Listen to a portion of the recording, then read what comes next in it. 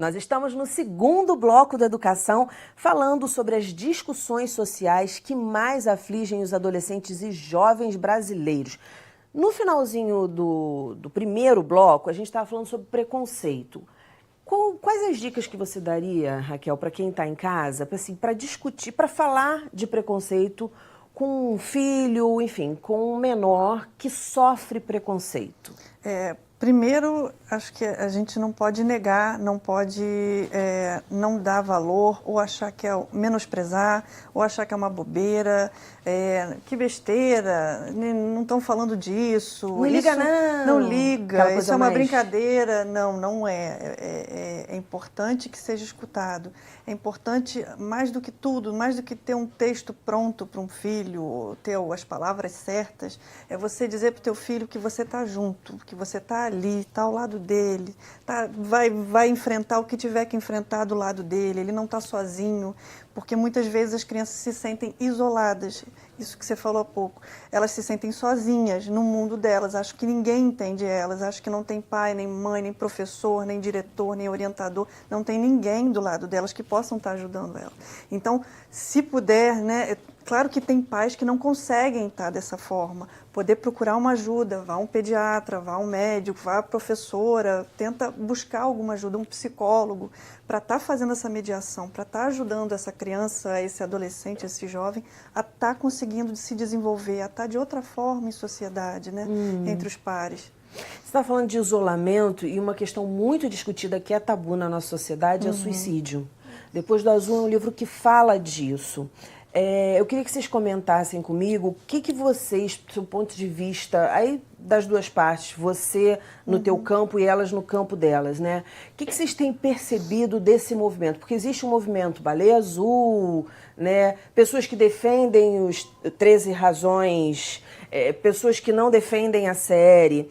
Como é que vocês se inserem nesse universo e baseado também nessas obras literárias que têm ganho mais destaque nos últimos tempos? Qual o retorno que vocês estão tendo? Tem muita gente, realmente, muitos jovens brasileiros e adolescentes nessa vibe, nessa confusão, porque a gente sabe que esse fenômeno, por exemplo, do Baleia Azul não é um fenômeno brasileiro, é um fenômeno mundial, mas que também não começou aqui. Como é que é para vocês isso, essa relação da literatura com esses adolescentes e jovens? Eu acho que é importante, que ela estava falando que, para começar, a literatura ajuda o jovem a ver que ele não está sozinho, é o que a gente tem conversado. E temas assim, eles têm que ser discutidos com muita responsabilidade e os pais, os responsáveis, as pessoas, o professor, eles têm que entender que o livro não faz o trabalho sozinho. Isso é que ótimo. Exige um acompanhamento, exige uma orientação, tem que ter responsabilidade do responsável por aquele adolescente de acompanhar o que ele está lendo, acompanhar os temas que estão sendo discutidos para poder abrir um diálogo Isso que eu ia sobre falar, eles. tem alguma rejeição em relação a esse tipo de literatura? Trata o suicídio, não vou comprar para o meu filho, não. Muito. Não, tem muita, principalmente até dos colégios, assim, porque se você apresentar algo tão polêmico, o pai vai direto no professor, no coordenador. Então, assim, às vezes tem até um receio do próprio educador não abrir esse diálogo, não trabalhar com obras mais pesadas, justamente para não ter problemas com pais. Mas eu acho também, por exemplo, a gente conversa muito sobre, por exemplo, a rejeição com clássicos, que é muito difícil ler clássicos. Mas hoje a gente tem HQs, tem histórias em quadrinhos. Então, você não precisa pegar um livro muito pesado sobre suicídio e dar para a quinta série, mas você pode pegar trechos e trazer a discussão. Perfeito. E aí a criança, provavelmente o estudante vai levar para casa isso e aí ela pode ou não dela procurar outros livros, discutir com os amigos. E uma coisa que eu acho interessante, que de repente os pais não se tocam, é o seguinte, tem muita... Vou falar aqui do meu bairro, né, Copacabana. Gente, o que abre de farmácia, as lojas vão fechando e vai abrindo farmácia. Significa o quê? Que a gente, sei lá, está adoecendo mais. A gente sabe que o consumo de remédios de tarja preta, de depressão, contra a ansiedade, vem aumentando. Quer dizer, é algo que o adolescente, o jovem, também pode levar para casa e, como você falou, Gui, ser discutido e acabar ajudando os pais também. Isso não é tabu, né? Isso não vira tabu, né? Eu acho que você poder falar... vai muito na contramão dos tabus, né? De criar os tabus. Se você cria um espaço para você falar sobre suicídio, para você falar sobre bullying, falar sobre preconceito, falar sobre as diferenças, isso é uma forma de você começar a entender o que são, do que se trata, o que cada um pensa sobre isso, poder circular essas palavras, o que está se pretendendo falar com isso, e não gerar um tabu, porque se não se fala, se mantém como tabu. E aí criam-se fantasmas, né? Uhum, claro. Como ela falou ali no caso do HIV, que parecia que era uma coisa do outro planeta. Não, existe uma forma de você tratar, existe uma forma de você se prevenir para tudo, para todas essas questões. E aí você poder escutar o que as crianças estão pensando, ter acesso ao que os jovens estão pensando. O que eles estão lendo, o que eles estão vendo, seja e-book ou seja livro, abrir o acesso à biblioteca sempre nas esse escolas. O caminho, né, Raquel? Claro. Escutar. Eu escuto muitos especialistas aqui no programa e eles dizem isso. Não, poxa, como é que você vai falar sobre drogas? Primeiro a gente tem que escutar. Sim, quais são as questões, porque senão a gente cria também um cenário fantasioso, que não condiz com a realidade dos jovens. E de repente você responde uma coisa que nem é a principal pergunta dele.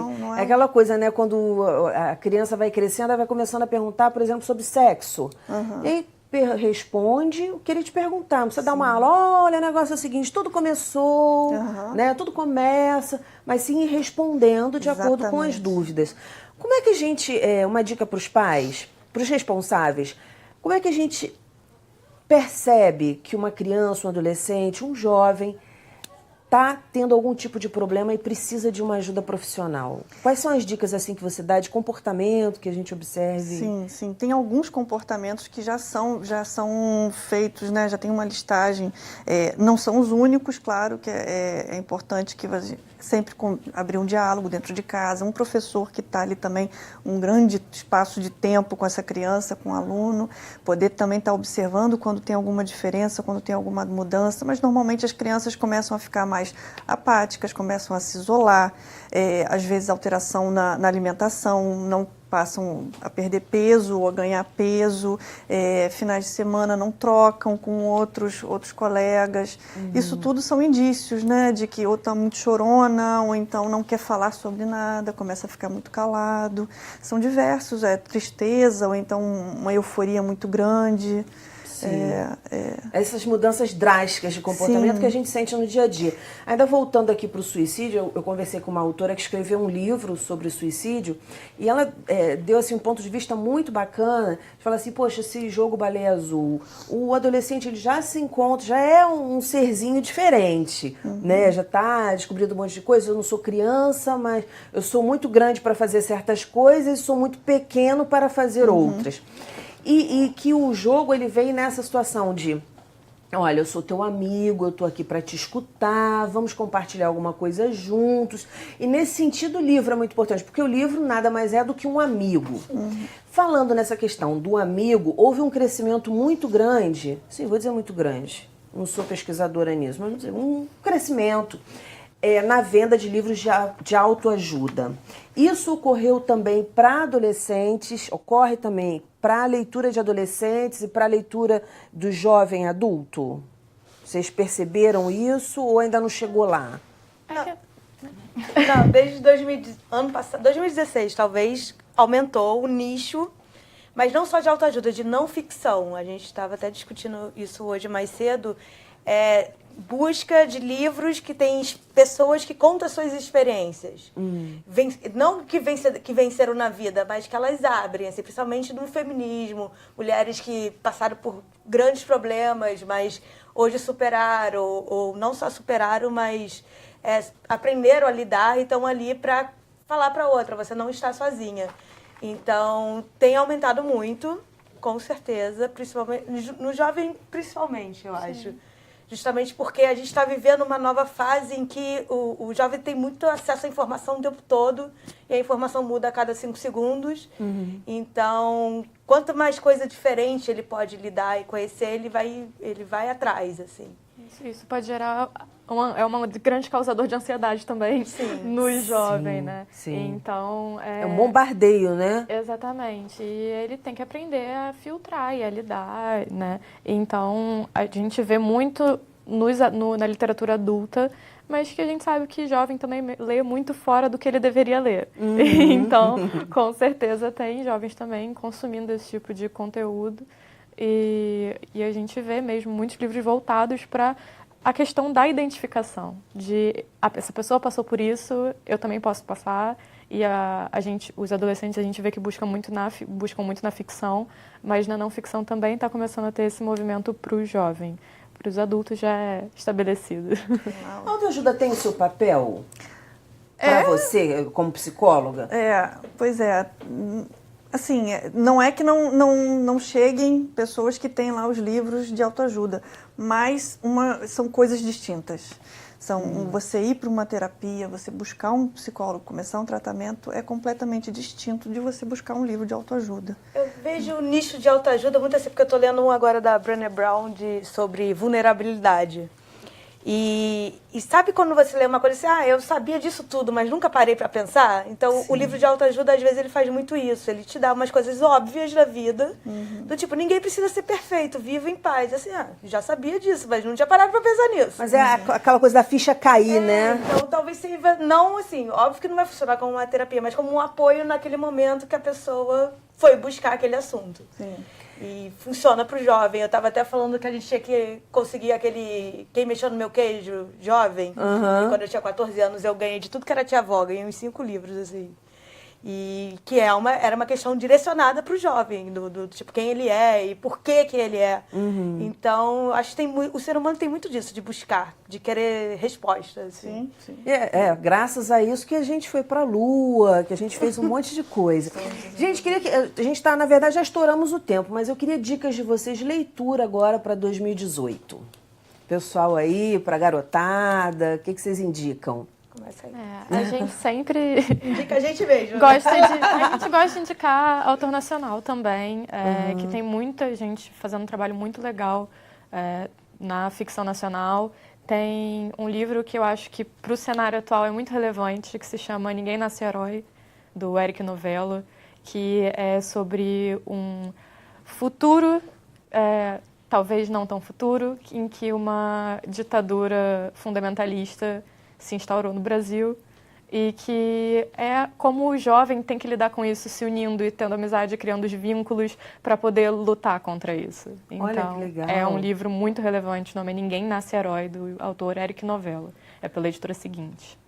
Mais alguma dica? A gente encerra por aqui. Não, a gente tem os livros da Pan Gonçalves, que tem o primeiro livro dela solo foi o Boa Noite, que é sobre abuso sexual nas faculdades. Boa Noite Cinderela, por isso que o nome é Boa Noite, foi um mini spoiler, desculpa. Mas não vai estragar a experiência da leitura. É um livro que foi trabalhado com muito cuidado, que a gente trabalhou, porque é um assunto isso é fundamental, difícil, e que você precisa passar pela experiência para falar 100% ou pesquisar muito para dar voz àquelas vítimas. Então, depois a Pan agora lançou uma história de verão que é sobre famílias que fingem que são perfeitas, mas por dentro elas são destruídas. Então, tem uns assuntos bem legais. Isso quase nem tem, assim, né, gente? Gente, muitíssimo obrigada pela participação de vocês no programa. Sucesso e parabéns pelo trabalho. Obrigada. O nosso programa fica por aqui. Na segunda-feira que vem tem mais às 9h da noite. Educação, se você não se envolver, não rola. Dias felizes, paz do eu e até lá.